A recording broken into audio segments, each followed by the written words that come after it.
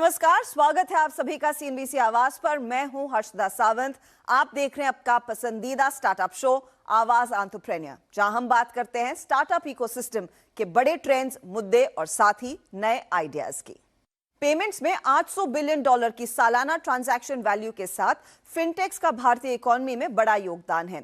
Startups देश में पूर्ण फाइनेंशियल सर्विसेज पहुंचाने में बड़ी भूमिका निभा रहे हैं। सपोर्टिंग पेमेंट से लेकर न्यू बैंक्स, इंश्योरेंस, लेंडिंग और वेल्थ टेक जैसी सेवाओं के साथ भारत दुनिया में सबसे तेजी से बढ़ने वाले फिनटेक बाजारों में से एक है।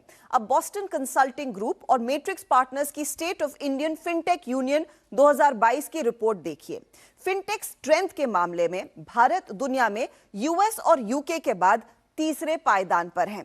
आंकड़ों पर नजर डालें। यूके में जहां पर 8,870 स्टार्टअप्स हैं, 22,290 का आंकड़ा यूएस में है। वहीं भारत की अगर आप बात करें तो यह आंकड़ा लगभग 7,460 स्टार्टअप्स का है जो फिनटेक पर फोकस करते हैं। अब नजर डालते हैं फंडिंग पर। तो फंडिंग के लिहाज से अगर आप आंकड़ों पर ध्यान दें तो अमेरिका में क्योंकि संख्या स्टार्टअप्स की ज्यादा है तो सबसे ज्यादा फंडिंग वहीं पर देखने को मिलती है। करीब $129 बिलियन की फंडिंग फिनटेक्स की हुई है अमेरिका में। दूसरी तरफ यूके के मार्केट में $40 बिलियन की फंडिंग हुई है इस सेक्टर में। चाइना फिर तीसरे पायदान पर आता है $37 बिलियन की फंडिंग के साथ। लेकिन भारत पीछे नहीं है। भारत की फंडिंग का आंकड़ा है लगभग $29 बिलियन का, यानी कि यहां पर भी गहरा पार्टिसिपेशन देखने को मिला है डोमेस्टिक और साथ ही साथ विदेशी फंड्स का। तो फंडिंग के लिहाज से साफ है कि भारत 4th रैंक पर है और ग्लोबल फंडिंग का करीब 14% हिस्सा भारतीय स्टार्टअप्स के हाथ में है। लेकिन अब आंकड़े देखिए डील वॉल्यूम के, और डील वॉल्यूम के मामले में भारत की स्थिति काफी बेहतर है। देखिए अमेरिका में किस तरह की डील्स हुई हैं लेटली, तो 5,800 से ज्यादा डील्स यहां पर क्लॉक होती हुई दिखाई दी हैं। वहीं अगर आप चाइना के आंकड़े देखेंगे तो 800 से हल्के से कम 794 डील्स दरअसल क्लॉक हुई। लेकिन यूके की बात करें तो 1951 डील्स लगभग यूके में लेटली होती हुई दिखाई दी है। इन सब के बीच भारत दूसरे पायदान पर है, क्योंकि भारत का जो डील काउंट है फिनटेक वाले एरिया में हाल फिलहाल 2084 के आसपास आकर खड़ा हुआ है। तो हम इस मामले में सेकंड पोजीशन पर हैं। याद रखें, इतना पैसा, इतनी फंडिंग यहां पर होती हुई दिखाई दे रही है, तगड़ी डील्स क्लॉक हो रही हैं, तो भारतीय फिनटेक्स की यूनिकॉर्न की संख्या भी तेजी से बढ़ती दिखाई दे रही है। दुनिया की तुलना में भारत की यूनिकॉर्न स्ट्रेंथ फिनटेक सेक्टर में भी मजबूत है। हम लगभग चौथे नंबर पर आ गए हैं। अमेरिका में जहां पर यूनिकॉर्न्स की संख्या करीब 172 है, चाइना में आंकड़ा 36 यूनिकॉर्न्स का है, यूके में लगभग 30 यूनिकॉर्न है। वहीं अगर आप भारत की बात करें तो हम ज्यादा पीछे नहीं हैं। भारत में अब तक 23 यूनिकॉर्न्स बने हैं, यानी कि वो कंपनियां जिनको $1 बिलियन से ज्यादा की वैल्यूएशन मिलती है। अब कुल मिलाकर भारत की स्थिति इस ग्लोबल सेटअप में कैसी है, उस पर एक बार फिर नजर डाल लेते हैं। खास बात यह है कि पूरे ग्लोबल फिनटेक लैंडस्केप में भारत या तो टॉप 3 या फिर टॉप 5 में हमेशा रहा है। अब आप देखिए ग्लोबल शेयर ऑफ फंडिंग में 14% का हिस्सा भारत के हाथ है। डील वॉल्यूम के लिहाज से हम लगभग नंबर 2 पायदान पर खड़े हैं। वहीं यूनिकॉर्न स्ट्रेंथ में भी हम आगे हैं 23 यूनिकॉर्न्स के साथ।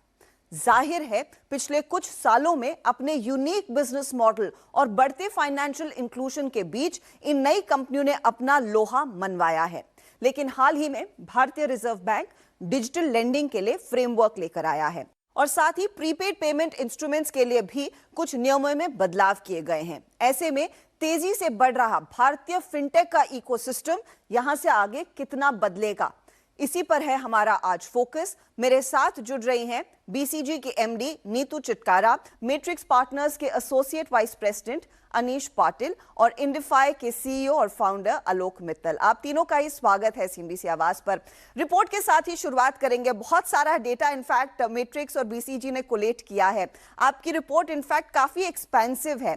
तो नीतू बताइए, यहां से आगे जो ग्रोथ आएगी वो किन पैरामीटर्स पर आएगी, क्या ड्राइव करेगा भारतीय फिनटेक्स को? धन्यवाद हर्षिता। जैसा कि आपने कहा, जो हमारा इंडियन फिनटेक इकोसिस्टम है वो अभी भी बहुत ही ज्यादा स्ट्रांग है। हमारे यहाँ 7,500 फिनटेक्स हैं जो भारत में हैं, और अगर हम फिनटेक के नंबर से जाएं तो हम तीसरे हैं पूरे विश्व में, और ये बहुत ही स्ट्रांग रहे हैं। दूसरा जो हम देखें कि फिनटेक्स का प्रभाव जो पूरे देश पे पड़ता है वो कितना तेज है। तो अगर हम पेमेंट्स की बात करें, जो सबसे ज्यादा लोगों को दिखता है आपसी लेन देन के चक्कर में, तो उसमें 93% शेयर जो है वो एक्चुअली फिनटेक्स का है, जो कि बहुत ज्यादा है, खाली 7% बैंक्स का है। दूसरा जो हम देखें, अगर हम लेंडिंग की बात करें, वहां पर जितने भी new to customer credit customer रहते हैं, जिन्होंने पहली बार कभी लोन लिया है, वहां पर फिनटेक्स का बहुत ज्यादा प्रभाव है। सो फिनटेक कस्टमर में 36% जो है वो न्यू टू क्रेडिट हैं, जबकि बैंक्स के केस में नंबर कम है। तो ऐसा हम देखते हैं कि बहुत सारे लोगों को क्रेडिट नया प्रोवाइड करने के लिए फिनटेक्स बहुत आगे हैं। अगर हम ऑनलाइन ब्रोकिंग स्पेस देखें, वहां पर भी 80% शेयर जो है एक्टिव ब्रोकिंग क्लाइंट्स का वो फिनटेक्स के पास है।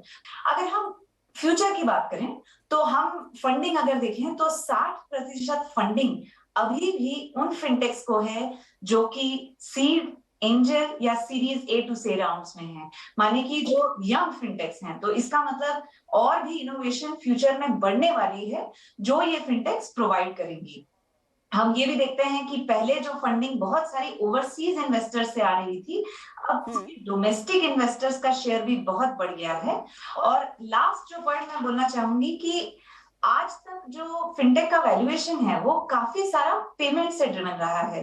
तो 50% वैल्यूएशन अभी भी फिनटेक्स का पेमेंट्स की तरफ से आ रहा है। बट फ्यूचर में लेंडिंग, वेल्थ, इंश्योरेंस में इंश्योरटेक, नियो बैंकिंग, ये सब और बढ़ेंगे हमारे अनुमान से, और ये भी पूरे फिनटेक इकोसिस्टम को बढ़ाने में बहुत बड़ा योगदान देंगे।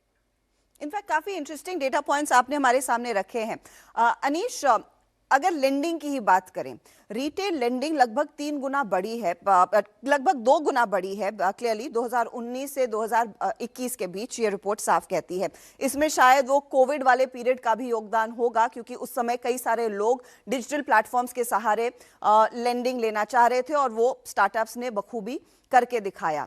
अब सवाल ये है कि आरबीआई डिजिटल लेंडिंग के लिए ही एक बड़ा फ्रेमवर्क लेकर आया है। नियमों में थोड़ी सी सख्ती आप कह सकते हैं, कुछ चीजें हैं जो पहले नहीं होती थी अब करनी पड़ेगी।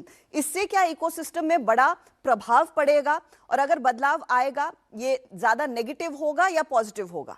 जो नया गाइडलाइंस आया है, मुझे लगता है उससे थोड़ा सा पहले तो लोगों को थोड़ा सा शॉक हुआ था, थोड़ा सा क्लैरिटी नहीं थी इम्प्लीमेंट करने में, तो काफी चीजें थे, वो शायद थोड़ा सेटल हो रहा है। मैं जरूर कहूंगा कि छोटा सा ब्लिप होगा। फिनटेक्स जो है, फॉर एग्जांपल कार्ड्स 1 मिलियन के आसपास बांटते थे महीने का, वो थोड़ा कम हो गया है। काफी लोगों ने कुछ प्रोडक्ट्स डिसकंटिन्यू किए हैं, वेट कर रहे हैं कि उसको रेगुलेटरी तरीके से अनुपालन करके कोई इम्प्रोवाइज प्रोडक्ट लॉन्च करे, तो थोड़ा सा ब्लिप जरूर होगा। लेकिन कोई भी सेक्टर अगर बड़ा होता है तो फिर आपको आरबीआई का देश अनुपालन तो करना ही पड़ेगा, और मुझे लगता है आगे जाके फिनटेक्स रेजिलिएंट है और वो करेंगे।